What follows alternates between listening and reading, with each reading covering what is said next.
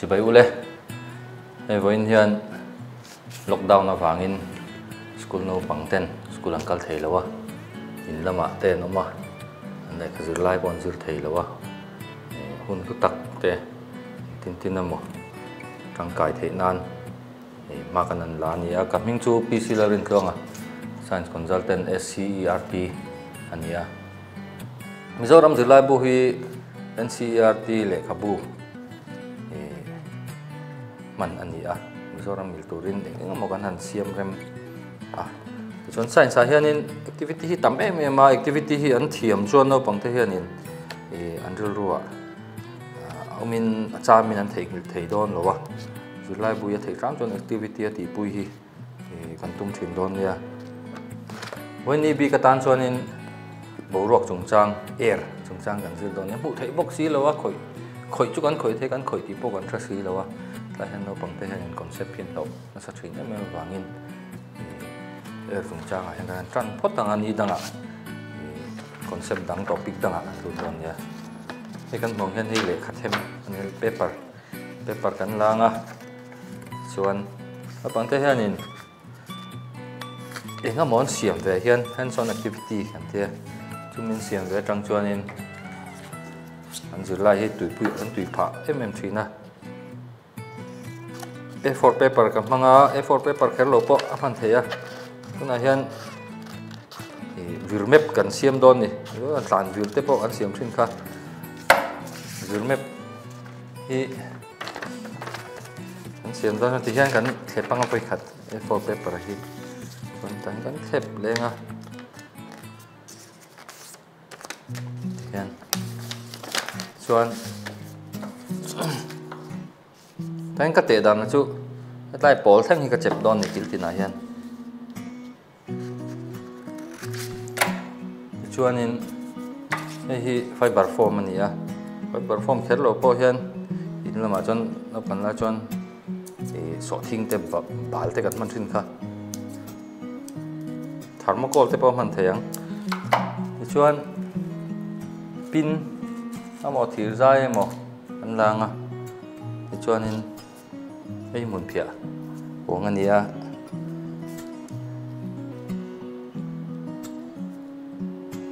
ngan vitlu tanga chuan mora hian kan tianga hei ti lo tur nia kalkan le chianga kalkan lenga kalkan lenga kan hemi alai taka kan the alai tak khon kan zui tlang don ni kan te kan vi tlang kha eta fiber form kan te lock tur kha nin te kan lock lenga chuan pe konga kan ti ta kan mongen vir ta ni hemi kan siam na chana chu tiam borok hi tena lang thei me lowa transparent na thil lang pokan mu thei pa se borok hi au ma wang hian fen hi lo chet phatha avan ne kani chu verme pin au pangten in fian nan mang theng a win kan ti hi borok che hetia che hi win ania chu ti hian windmill te pokan huat hin aron che ma ti hian a vir ta thina chu verme phi ti hian project tan nan class tan nan man te tangka ani ten kan dange chuan borok chu kan mu thei si lawa un tina box ya tinge kan set fiel as well theyang example pakhat om le thei chu ni lei ro ani chuanin leya kon borok ko om ti no content kan set thei nan tui kan lei lu tanga tinge om dan don ne leya borok omang teng hi heta ran nung le chunga omang chi ten an lo mang tang kai ve thina an thok lu ber tur borok ka khale chunga hen lo om ve ni ti ka tinge kan proof ang lo nang khu aphuan bor por mai ni boruak lo to na kha tui hi azu khen thak chuanin boruak kha tui aya zan zo ka wangin ti hian aron phon choka bubble sengin aron chuaka chu leichunga hen boruak omani ti kha ti khong kan mu thei ome chu hemi leichunga boruak omang chi ho kha ran nung leichunga lo khosa thin ho khan mang tangkaya tin achunga boruak omaka an respiration tan ten an manga plants te pon an manga ti khan mi atanga kan mo chu boruak ki leichunga po mani ti ni ti chuanin experiment dang pakhat no kan hmuwa no chunga hianin engma lo anga kan ngai ni ma sengin enge lo om te reng ti kan en chinang pati kan ne ya chuan plate kan nei boka plate ta hian kan hmuangin ti hian tuya omani ti chuanin bati hi kan ti al don ni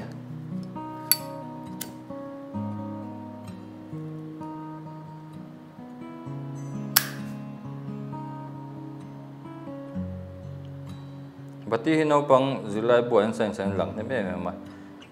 change around us ti ate chemical reaction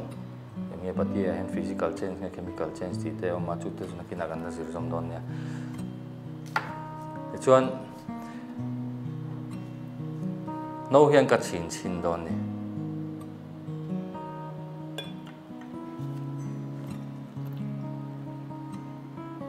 kan mo bati kha thita dei me ya chumi rol chon heti lai no wa plate a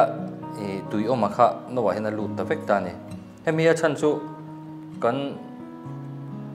hriat tawng khanin boruak ka hian carbon dioxide te oxygen te nitrogen te oma chuanin nitrogen hi around 78% vel oma oxygen hi 20% vel oma aba ka hi carbon dioxide te water vapor te dust particle kan ti ang chi ho khaw mani chu achunga he no chunga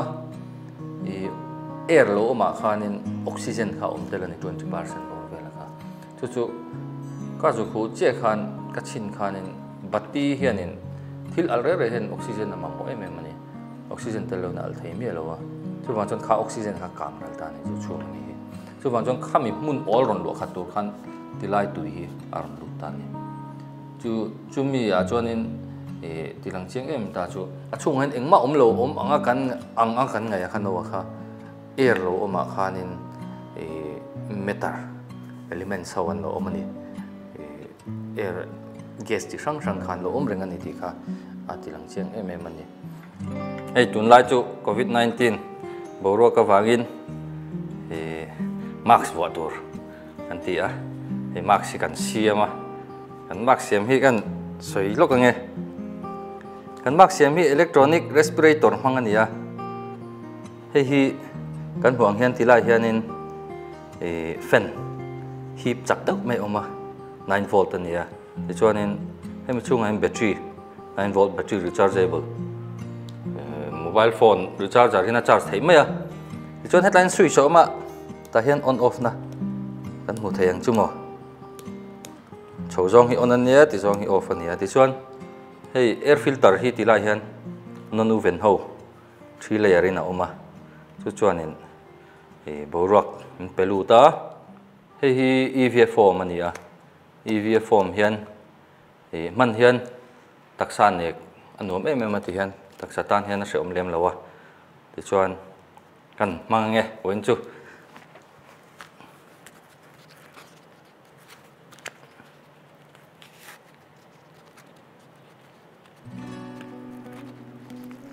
he maxi kan siam na chan chu max wo at step akal hi hreom ka ti em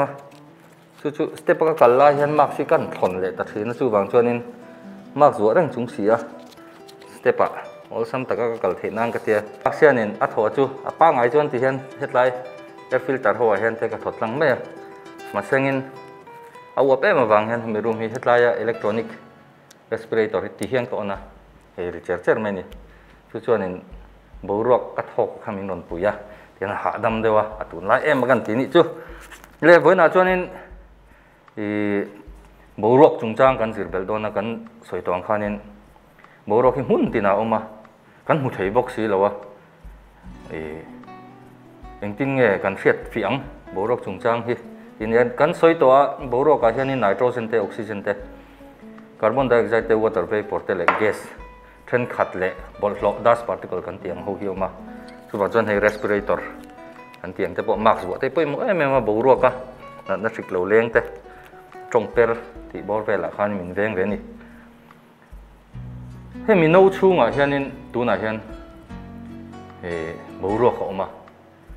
ma se kan hu thei bok si lo wa enge ani phung ni tang properties kan zirnan hian hei kan hmang hian thì là hiện trọc bạc khát ở mà lăng tăng dễ thế à cho tùy hi căn đã khát này thì cho nên hay mình chung ở bầu ruột mà hi nghề này thì anh tin là cần phiền thèng thì anh thì lần cần tung xin đòn này hay mình bị cắt tệ hi thì anh cần ném ta tùy ở các chị ta cho nên trăng ta trâu mấy này tu nào hiện chung anh bầu ruột là mà chứ bằng cho nên tùy khác lụt miệng là wa cho nên thì hiện cái tỷ lệ càng ngạ lâu en ula khu chung bầu ruột mà chú ron chuộc ta này thế mình bầu ruột mà hi chuộc lâu chuan he glass beaker hi chung hiện apil thấy đòn rẻ lâu này thì chỉ khả nên apil ta này chúng mình đã sử dụng để chú bầu ruột khác chú tùy ai hiện nên là giang dọc cả chú vàng cho nên tùy chung ở hiện khát tiếng ngắt lom liền khan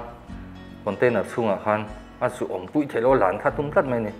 chúng mình chút tiếng ăn tỷ lệ khan bầu ruột khan ròn chuộc ta khát tiếng đâu bốc khan nên experiment đằng bộ gần tỷ lệ ngà họ đốt lệ tan cho nên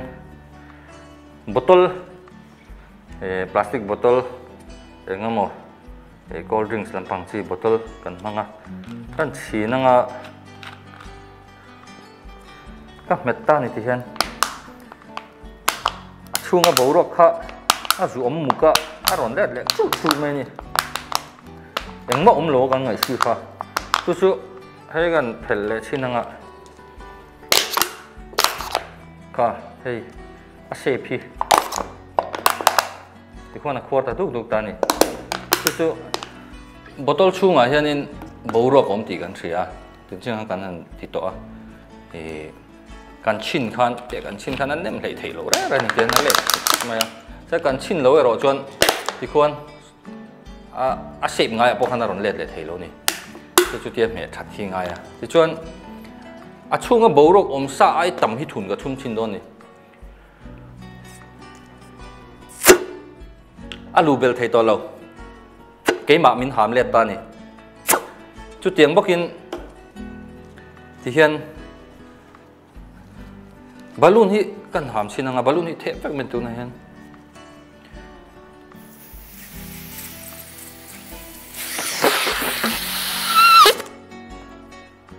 achunga hen boro gom ta thì hen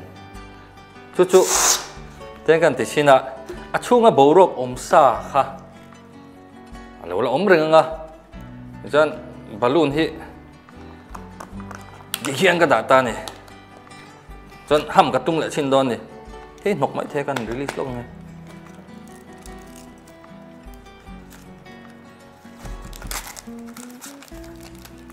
thì khá là phiền chú thì chuan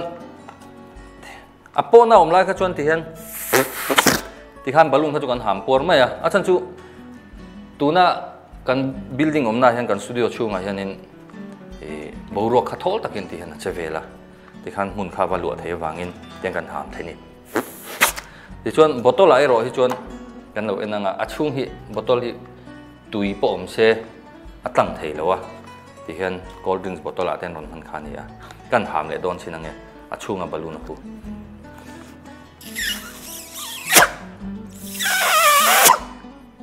ông sẽ cho nên ham thấy lâu nó xem là chú chung bầu ruột lâu sa kha balloon hiện in bầu ruột chú thun bel tum ang khan chú chỉ lệ tum chú กันทำเองอังพอกันทำเฮียนคู่มีเตะบักคู่ก็ทำเทโลนี่จู่มีองเสียจู่บ่รัวกับช่วงอารมณ์ตัวบ็อกซี่บ่รัวดังจุดทุนกันตุ้มบ็อกซี่ข้านินเห็นมีบอมเฮียนินอาศัยเสียนอามิลตะโลนี่จู่เองทิ้งเงหันเอ็นเลยไตละเห็นมีบทตัวละฮีเล่มเตะกับเวลปปัง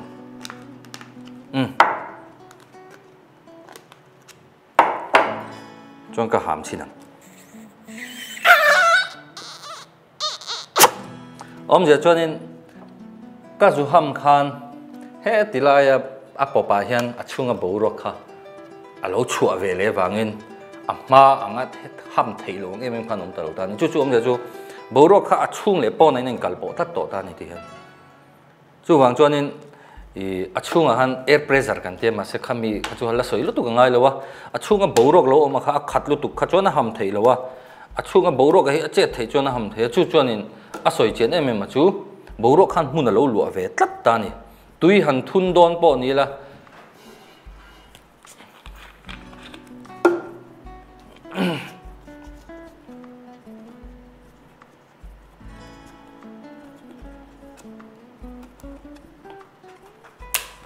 ที่เห็นนี่ตานี่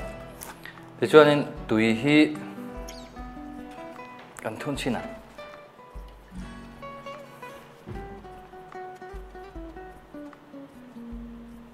ให้บ้าคิดทุนเทโลเรื่อยๆนี่คู่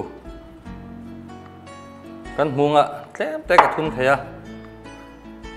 ที่ชวนกันเมล็ดพวกขันคู่ที่ควรเฮ็ดไรกับเฮียนร่มไปช่วยเลยแต่จะจังเลยตุยองค่ะมาเซ็งคู่ที่คนเตะบรกองขันฮีบเลยที่ชวน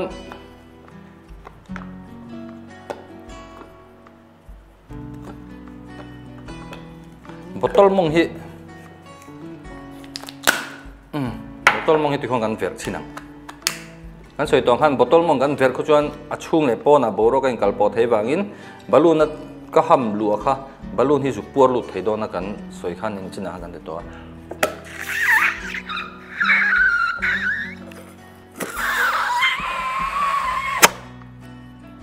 จู่คู่กันพูดเองอ่ะตุยปอติควันจุลุดหลังตานี่เปรย์จำเนียนกันเปียกเพย์จวนนินตุยฮีเฮ็ดไรทั้งยี่จุลาวขัดไปกันมาเซ็งินเฮ็ดไรที่หันหุบผุยได้ละที่เห็นหุบผุยเราอินเตียงกับเปรย์สตานี่ที่เห็นเฮ้ยเตียงกับเปรย์ตุยฮีรอนโชว์เราเร่นี่อาจารย์จู่บอกว่าก็ลุดโชกแล้วแต่นี่เฮ็ดไรกว่าเห็นเฮ้ยเฮ้ยนี่กว่าเห็นจู่มาเซ็เฮ้ยก็หุบผุยจวนกันเราเอ็นดอนเนี่ยที่ควันตุยข้าคู่อารมณ์เนมโชว์เลยตานี่จู่มีจะจู่ช่วงบ่รักมาฮิเปรสร์ไปตู้เราหลวเวทัดตู้นี่บางครั้งนี่ช่วงบ่รักนี่ที่กันเท่าที่จวนนี่experiment ดังกันที่เลี้ยง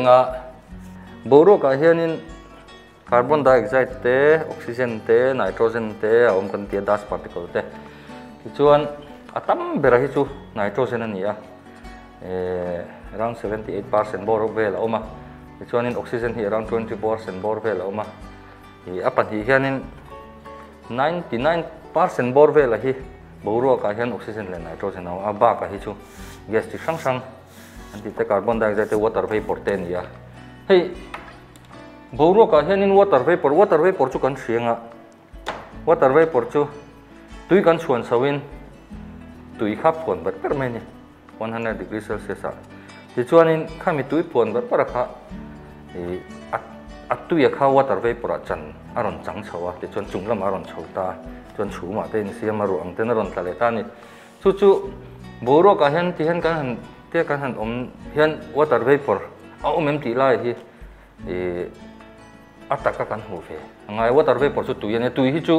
solid liquid gas state เนี่ยจู่ solid state นี่ชวนบูร์อันนี้solid state จะชวนนี่ให้บูร์จู่นี่ตานี่solid state จนตุยฮิบูรังนี่ออกมาจน liquid state จนนี่ให้มี liquid state จนนี่ตานี่ตุยอันนี้ตานี่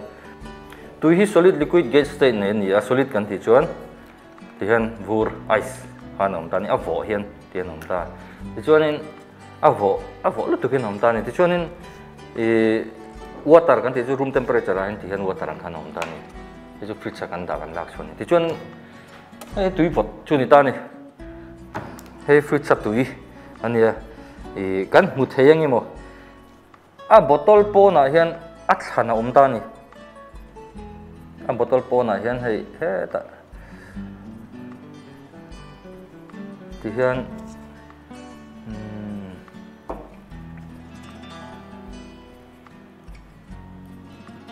các cụ tại hiện cần nên trình độ này khu thì con khu phải cốt cốt mà khu chứ các cụ tại con khu các thằng nào cho khu người ta này thế lại thì water droplet khu tu mình chú hết mình túi vọt hi túi vọt túi hít chung ấy là vọt ta thì cho hết mình hít túi nó còn này room temperature này xí à chú túi lệ bầu rок han water vapor om ti gan theta túi hu kha chú mình chú anh nè khan alo vọt box xí à chú bằng chuan bầu rок ka water vapor gas form om kha túi state chi kha kha avan nè khianin a vọt aron vọt ta kha water vapor kha túi a let le ta ni chú thì apa ngai a chuan hei kan hmuwa hei túi pa ngai ni a vọt lo cho nên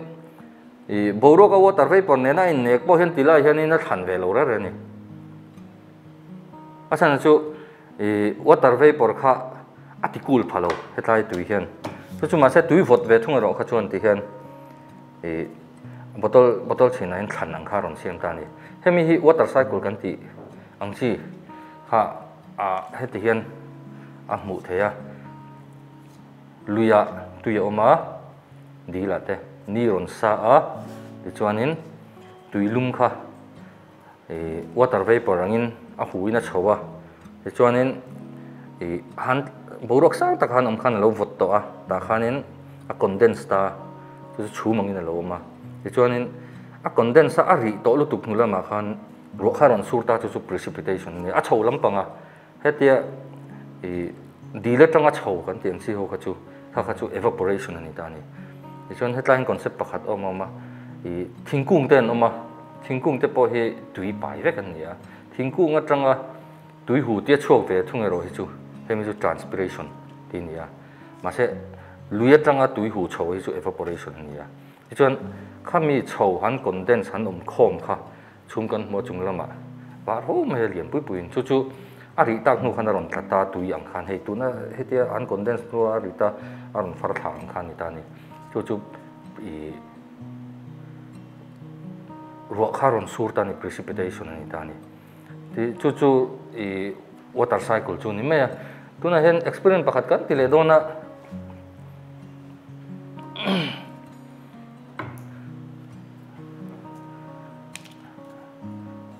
he kan hmu a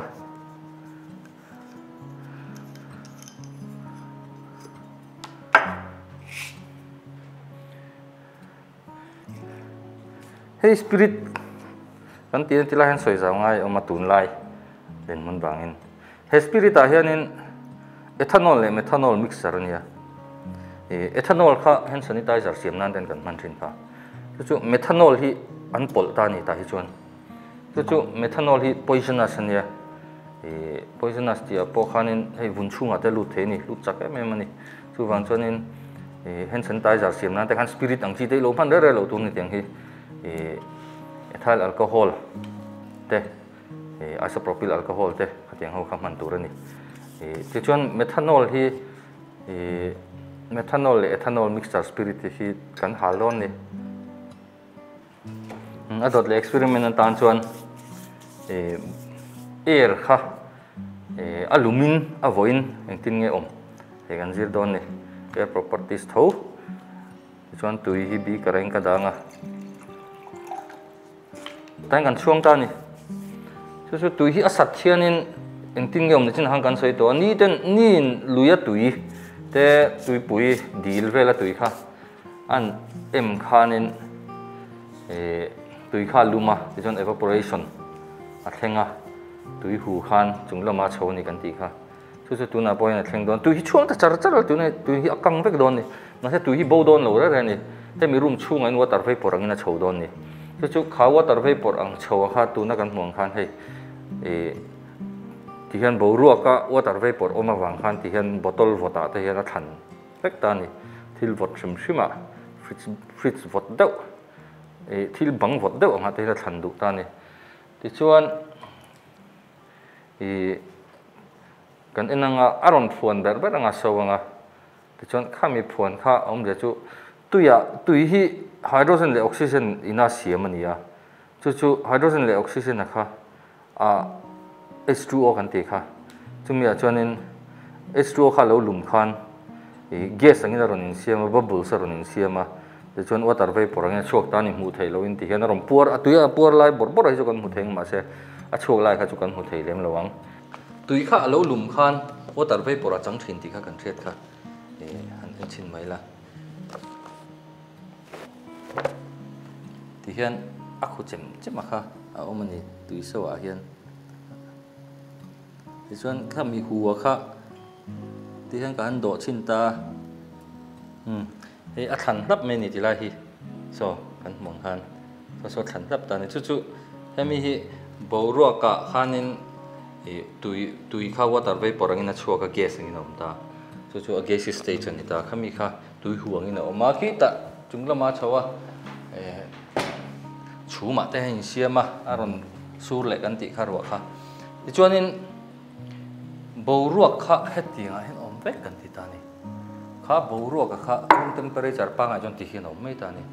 chu boruak sim sim hi alo luma wang hian kan ta chinanga hemi boruak hi aluma wangin eng tin nge oma kanena aron puar ta ni achungan eng ma om lo kan ti ka boruak che om teng ma ti a khan boruak ka oma chu kha boruak kha hemi tui lumina awan ne ka boruak ka luma wang han boruak kha a expand ta ni expand wang khan kha test tube chunga han a leng to lo wa chu atuma chu phe balloon hen kan pu ta ni hei khoi dang atang men boruak ka rom kal mi lo maseng a omsa kha a expand ta chu wang chuan ti hian aron ham por pap mai ni ti chuanin khami kha aninge ni ti engte kan che dang kan ti chuan hei tui vot kha nia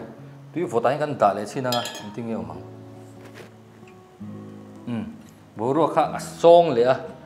ti chuanin a om na nga ya test tube chungain lu le tum ta ni tai kan ting hei thep le ta vek mai ni om ja chu a chunga boruak ngai tho kha la che le ta chu a expand khan arom puara chuan a sata wangin chuan a thep le thina ya dai khan da le ti khan kan experiment ho chu kan zo thokata class 6 class 7 le class 8 hi science a hian ron thu chhop kan tum do na kan thriat angin science a hian sound chungchang te light chungchang te environment chungchang te thil nung lo chungchang te an zir do na ale khabua athua kan mu pia lama khan experiment hi chiang em a experiment fakin non ti chu kan tum do na kan on cover le don ni an next episode lama don light lampang chungchang te po kan on zir le ang tin class 6 7 8 a hianin air boina kan zira hi an chian em mangaya air poimo na te properties te kha kan zir chho to a rangkai taka no pangte na inatan an lo manatan penipon trandanon so ya don ya kalome